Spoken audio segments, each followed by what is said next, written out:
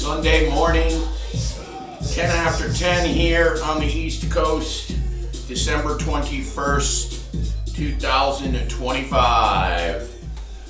Welcome aboard, guys. First of all, I'd like to apologize for yesterday.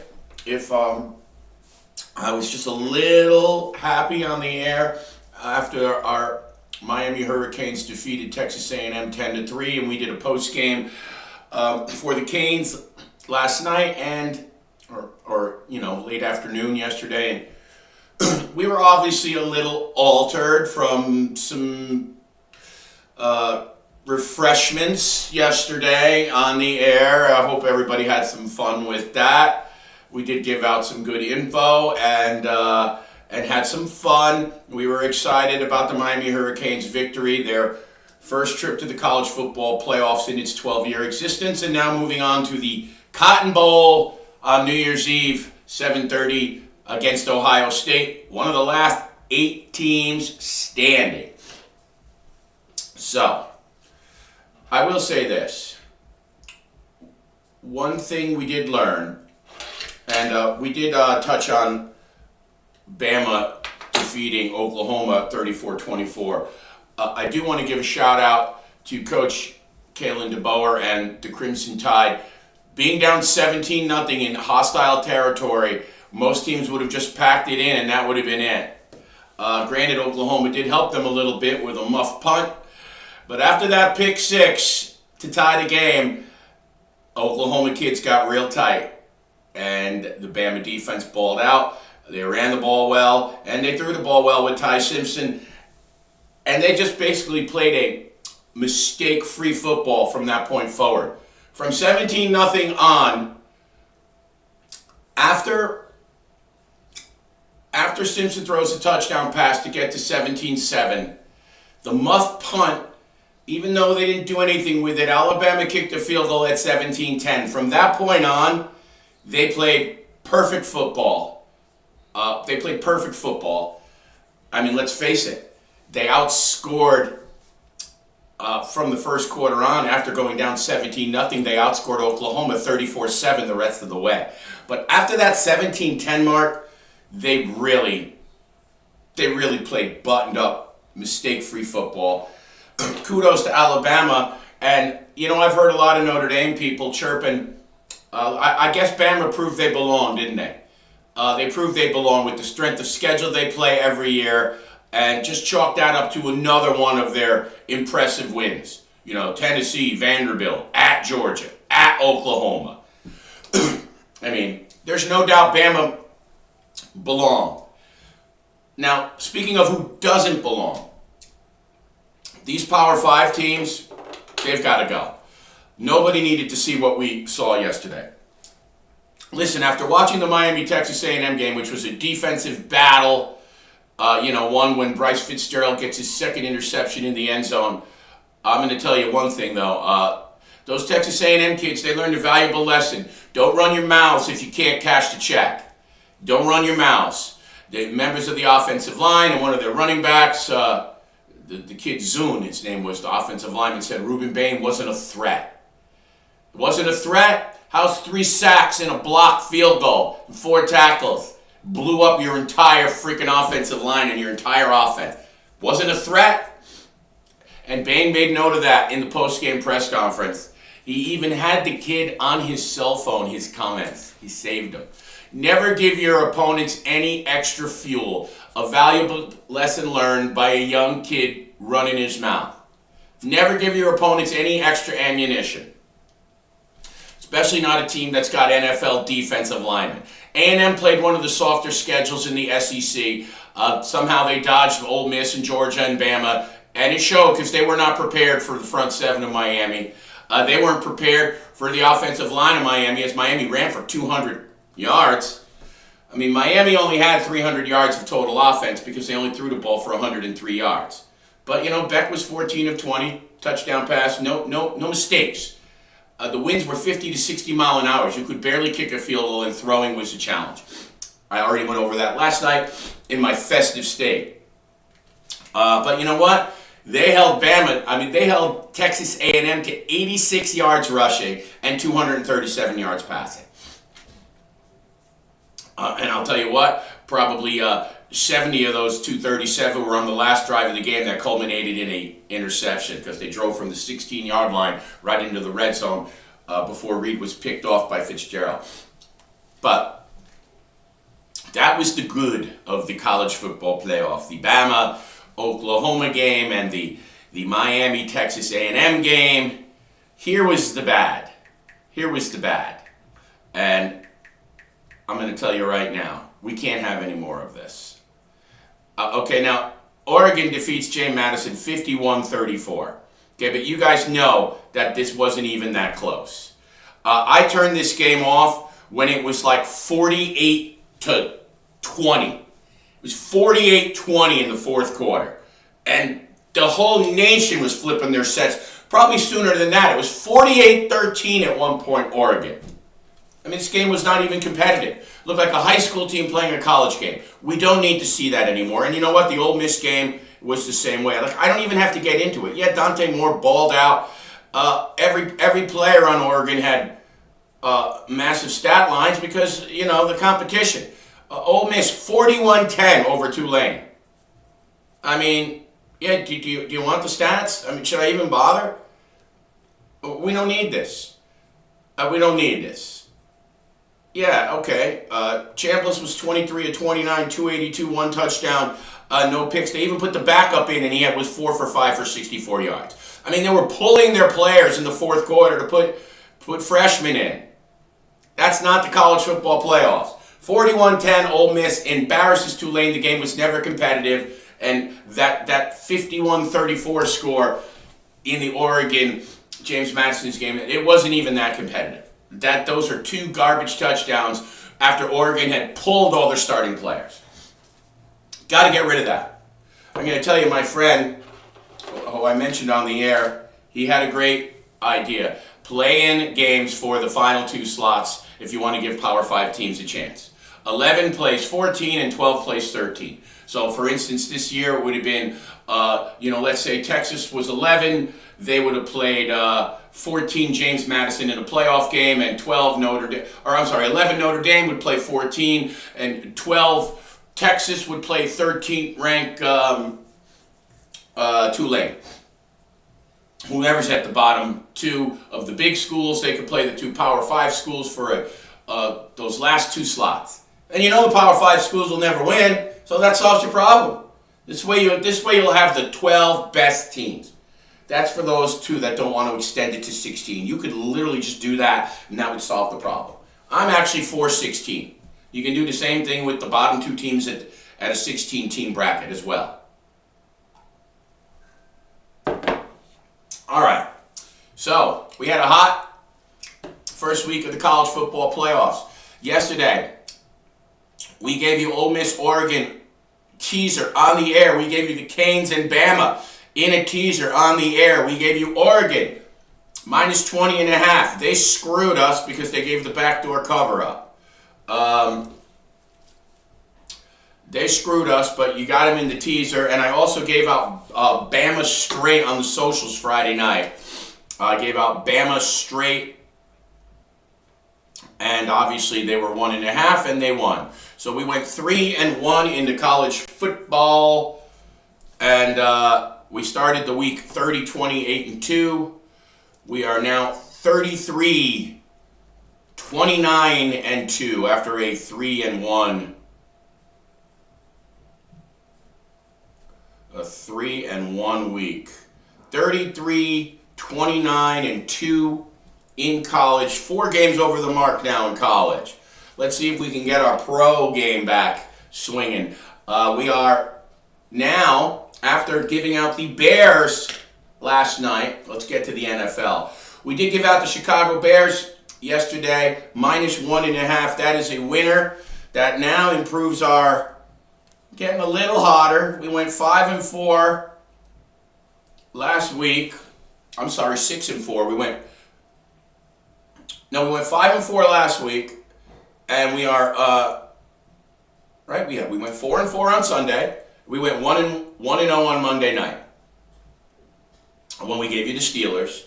And now we are starting the week off 1-0 because we gave you the Bears on the air -1.5. So we are now 52, 56, and 1 in the pros. Making a little bit of a comeback. We were 7 games under. Now we're 4 games under. 52, 56, and 1. Our goal is to have a winning season in everything we do. We started giving these picks out during the Major League Baseball playoffs. Is when we first came on the air in September. We were in the middle of the Major League Baseball playoffs. We gave you 8 baseball plays. During the playoffs, we went 6-2 in baseball. We have a winning record in college football at 33, 29, and 2. We are trying to get our NFL picks up to snuff. After football is over, I will do wagering for the NHL and some NBA. We will do NBA and NHL wagering as well. So we will do that as well. Let's take a look at yesterday's games. Okay, so the Philadelphia Eagles did what they had to do in Washington, defeating Marcus Mariota and the Washington Commanders 29-18 yesterday. And they win the division, and, they won 2 in a row against, not against great opponents, but it gets the heat off the Eagles, who were not playing very well offensively. So they win the division, they wrap it up, and good for them. Congratulations to the Philadelphia Eagles. They are now the NFC East champions for this season as they look to defend their Super Bowl title. Into the playoffs they go. Now listen, they did everything they needed to do today in this game yesterday. It was workmanlike. Hurts was 22 of 30 for 185, 2 touchdowns, no picks. But the story of the game was Saquon Barkley resurgence, 21 for 132 yards. A.J. Brown's continuing to get his, 9 for 95. He was the leading receiver, and they didn't really have much trouble. They led pretty much throughout. 29-18. Let me see here.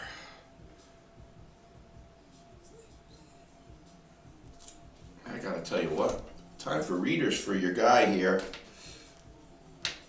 So listen, the Eagles did what they had to do in the fourth quarter. Again, I had the college football going. I didn't pay a lot of attention to this game, although I did check in on it in the second half. So Washington was up 10-7 at half. The Eagles got off to a little bit of a sluggish start, but they outscored Washington 22-8 in the second half, including going for a strange 2-point conversion later in that game that they didn't even need. But 29-18 is the final. Eagles pick it up in the second half. And listen, do what needs to be done. It's still a divisional game. It's on the road. And they are now the NFC East champions. And listen, for a team like the Eagles, the result of the Seahawks-Rams game was something that they definitely had an eye on, because you take the Rams out of their indoor environment, and not that the Rams still aren't a great team and can still win and can still go to the Super Bowl. I mean, I picked them to do so. It's not that they can't do that. I honestly think that they can. I honestly think that they can. You know what? Sorry. I think my camera shifted a little bit. I think my cat actually hit my camera. Anyway, the Eagles definitely would rather have a team like the Rams come to them in the outdoor elements than them having to go to SoFi. Without a doubt. Without a doubt. So that changed things. Seattle, if they finish with the 1 seed and the Rams have to go on the road, it gives teams like the Eagles and the Niners, a better chance, and Seattle as well. I mean, listen, if they have to go on the road and play one of the lower ranked divisions, like the Buccaneers ain't hanging with the Rams. I'm not sure how that's going to unfold. I mean, the Rams can win on the road. I'm just saying, when you get to January and it's freezing cold, that does sometimes affect your offense when they run like a track squad and they're highly explosive like the Rams are. I'm not saying the Rams can't get it done, but I say it does kind of bring some of the teams back into the mix, evens the playing field a little bit. That's what I'm saying. All right.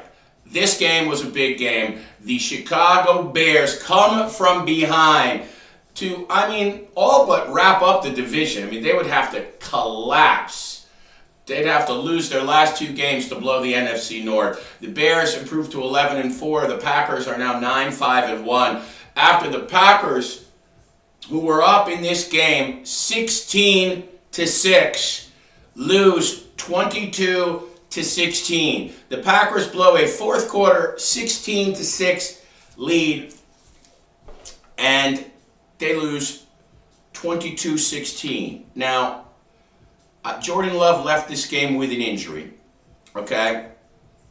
And obviously that affected him, but I have to say, what's that quarterback's name? What's their backup? He used to be the starter for the Titans. Malik Willis. Malik Willis was not bad. 9 for 11, 121 yards, and 1 touchdown in relief. He had a 142 quarterback rating. Love was 8 for 13, 77 yards when he went out with, I guess, was a concussion. I didn't see the hit. I just saw him being taken to the tent. Again, yesterday I had college football going, and I was focusing on the college football playoffs. Then late at night too, we were watching some hockey. We had all the screens going in headquarters. Let me see here. Yeah, the Packers, they struggled offensively. Wilson did run the ball 14 times for 82 yards. Malik also added 44 carries on 10 yards, Malik Willis.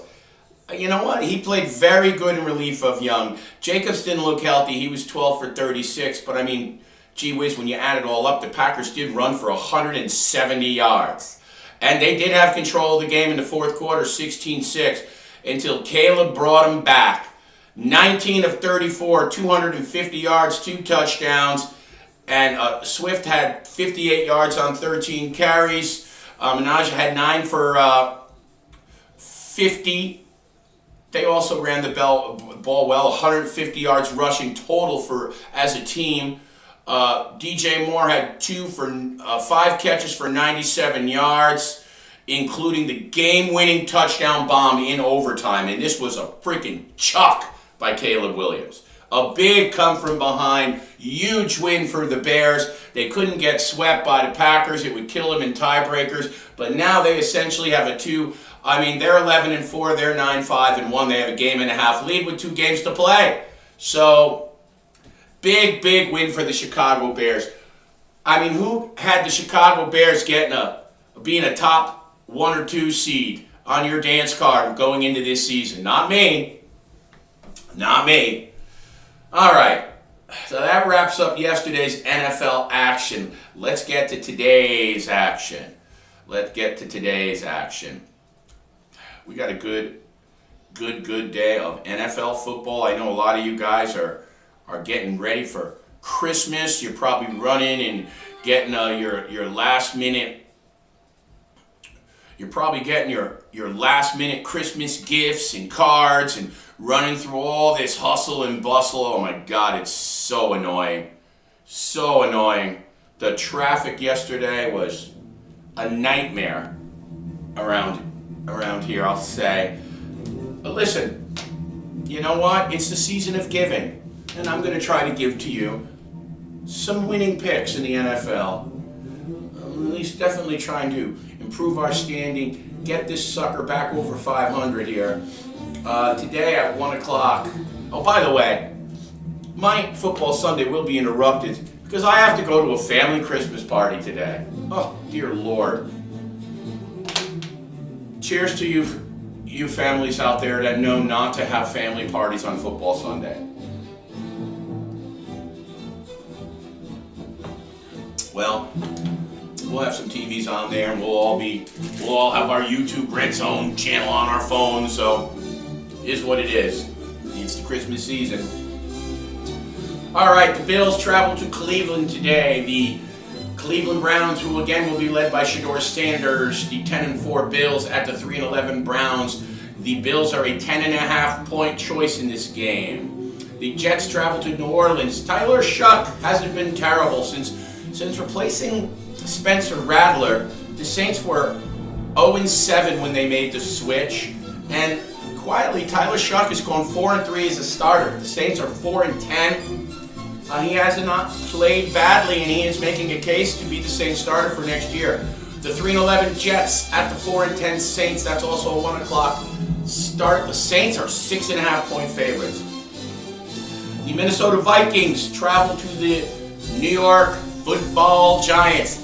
MetLife today. The 6-8 Vikings at the 2-12 Giants. Another lost season for Big Blue. At least you did get something out of it. You seem to have found your quarterback in Jackson Dart. J.J. McCarthy's played better recently for the Vikings as they have won 3 in a row. And McCarthy, is auditioning as to whether or not he will be the Vikings quarterback of the future. The Vikings are a 2.5-point favorite today at MetLife Stadium. And I will say that the Vikings minus 2.5 are going to be one of my NFL picks. The Vikings minus 2.5 will be one of my NFL picks today. In a battle for the NFC South, the Tampa Bay Buccaneers travel to Carolina today. Both teams 7-7. Oddly enough, the Buccaneers are a 3-point favorite at Carolina. I can't figure the Buccaneers out. I mean, obviously they had excuses earlier in the season for their slide because they were just depleted by injuries. But you know what? Those guys are back now. They're still in a funk. The Buccaneers at one point were 5-1 on the season. They are 7-7. You do the math. They're a 3-point favorite today on the road in Carolina, and I am not picking them. I have picked the Buccaneers 4 weeks in a row, expecting them to break out of this funk, and I have been burned every time. One of the games they did win, but they didn't cover. So I have lost 4 straight weeks on the Buccaneers. I want no part of the Tampa Bay Buccaneers this week. The Kansas City Chiefs, who will be led by Gardner Minshew today, are actually a 3-point favorite, even though there are certain players like McDuffie in the secondary. Obviously, Mahomes is out for the year, who will not play for the Chiefs, but they are a 3-point favorite over the 2-12 Titans, who are a +3 at home. Excuse me, the 2-12 Titans. These are all 1 o'clock starts, too. The Chargers travel to Big D. The Dallas Cowboys now playing 4-0. They are 6-7-1 and playing out the string.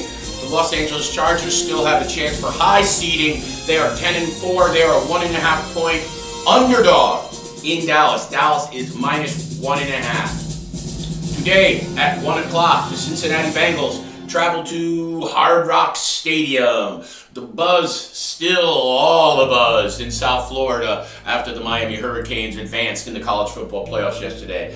But the other Hard Rock resident, the Miami Dolphins, will be hosting the Cincinnati Bengals. The 4-10 Bengals and Joe Burrow will face rookie quarterback Quinn Ewers for the Dolphins from Texas. Quinn Ewers will be the quarterback. The Dolphins are a 4.5-point underdog, +4.5 at home. Interesting. You know what? I'm taking the Cincinnati Bengals straight, -4.5 today.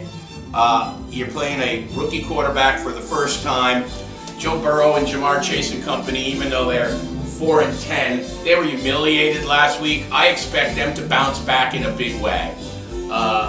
Just for pride, the way they got embarrassed last week against Baltimore. Moving along, the Arizona Cardinals and Jacoby Brissett, 3-11, will host the Atlanta Falcons at 5-9 and Kirk Cousins. The Falcons are -3 at Arizona. I don't got much to say about that. Here's probably one of the games of the day. The Jacksonville Jaguars atop the AFC South at 10-4. Trying to hold on to that too because the Houston Texans are breathing down their neck at 9-5 and playing great football. The Texans have won 6 in a row and have the best defense in the league. The Broncos at 12-2, now 11-game win streak they're riding. The Broncos are a 3.5-point favorite at home over Jacksonville. Also, for the record, Trevor Lawrence playing his best football of his career the last couple weeks. Moving on, to Detroit. This is a 4:25 kickoff. The Jaguars-Broncos actually was your second 4:05 game. Falcons-Cardinals is 4:05. Jags-Broncos is 4:05 at Denver. And 4:25, the Steelers at the Detroit Lions. The Steelers at 8-6, coming off a big win last week and trying to hold on to the top seed in the AFC North. The Steelers have won 2 in a row now. They are a 7.5 point underdog at Detroit. Detroit minus 7.5. Okay, also 4:25. The hapless Las Vegas Raiders. Just as the Raider music comes on. I didn't even plan that. The Raiders. A once great franchise known as the Oakland Raiders. Now is a franchise that sucks major ass. The Las Vegas Raiders. An embarrassment to football in general. Yeah, so the Raiders are at the Houston Texans. The red hot 6 in a row Houston Texans playing some badass defense. CJ Stroud is coming back from injury. Just a little slow at the jump, but now he is getting things going. He is starting to percolate a little more, and they're 14.5 point favorites. Are the Houston Texans hosting the Raiders today? 14.5 points. It looks like it'll be Kenny Pickett again for the Raiders under center. Not that it matters. I don't think either one of them could suck any worse. Geno Smith, him. 14.5 point choice, minus 14.5 are the Texans at home. Sunday night, tonight, this is another one of the marquee games. We gave you the Jacksonville-Denver's, the high-profile game, and this game, the Patriots at the Ravens. It's a must-win situation for the Ravens, who are trying to stay in that AFC North race for the division title. They are 7-7. The Patriots coming off their first loss in a while. They're 11-3. They had their win streak broken last week, their 10-game win streak, by Buffalo after blowing that 21-0, then 24-7 lead in the second half. How will the Patriots rebound? Granted, it's not the same old Ravens, but the Ravens still have Lamar Jackson. They're capable on defense when they're healthy, and it's at Baltimore. This is a tough game. I don't want to hear if the Patriots win this game that this wasn't a tough opponent. Because I will say, they do only have one solid win, maybe two. They beat the Bills this year, and they won at Tampa. Those are good wins. But that's their only wins. The rest they have beaten up on a soft schedule. We're aware of that. But hey, that's what you get when you finish, 4-13 or 3-14 or whatever they were under Mayo last year. Vrabel's coming. He's done a great job. He's got the quarterback, Drake Mayo, of the future. Their defense is much improved, but, they're still not all there yet. They still need a couple of guys in the secondary. They're good up front. It was shown yesterday, last week, as Josh Allen exposed them in the second half. They could also, they can also stand another offensive lineman and another offensive weapon. The Patriots are not there yet, but they're ahead of schedule. Just good news for fans in New England. So I'm interested to see how they'll respond tonight in Baltimore. The Ravens at 7-7 are a 3-point favorite over New England. That is 8:20 kickoff. All right, so let's get to it. I already am 1-0 this week. I gave you Chicago. I am taking Cincy straight minus 4.5. I'm taking the Vikings straight minus 2.5. I got some teasers for you. I am taking the Detroit Lions and Houston Texans in a teaser. That'll bring the Texans down to minus 8.5. And Detroit down to minus 1.5. Detroit, Houston in a teaser. I saw another one I really liked too.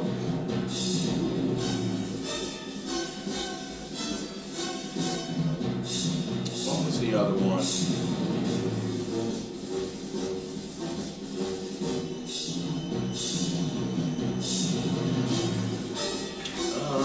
Where was it? I am also going to tease the Jacksonville Jaguars and the New England Patriots. I am taking the Jags. That will make the Jags plus 9.5 at the Broncos. I'm taking the Jags and the Patriots in a teaser. That will make the Patriots plus 9. So Jags plus 9.5, Pats plus 9. I've got Detroit and Houston in a teaser. Thinking the Lions, even though they're not eliminated, but they're a huge long shot. They're, for all intents and purposes, out of the playoff mix. I'm going to think that the Lions are going to come with it and play with pride today. Their offense is way better at home. The Steelers, you never know what team you're going to get. Just when you think they're turning the corner, then they usually fall back. We'll see what Aaron Rodgers does. Obviously, the Lions' defense hasn't been very stout a lot of the year. So those are our... Got anything else? No, we'll go over the Niners-Colts tomorrow. We'll go over the Niners-Colts tomorrow. I'm not adding them in the mix. We'll see what happens. I might add the Niners in a teaser with the Sunday night game later. Just look for my posts. If I add any more picks, guys, I always post them on the Instagram and on the Facebook, the socials. So you can always see them there. You know what? I got another one for you.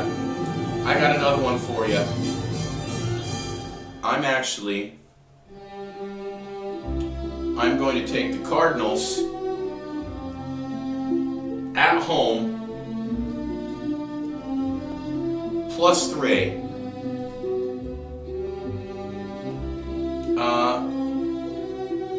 I'm taking the Cardinals plus 3. And I'm also going to tease the Cardinals with the Jags.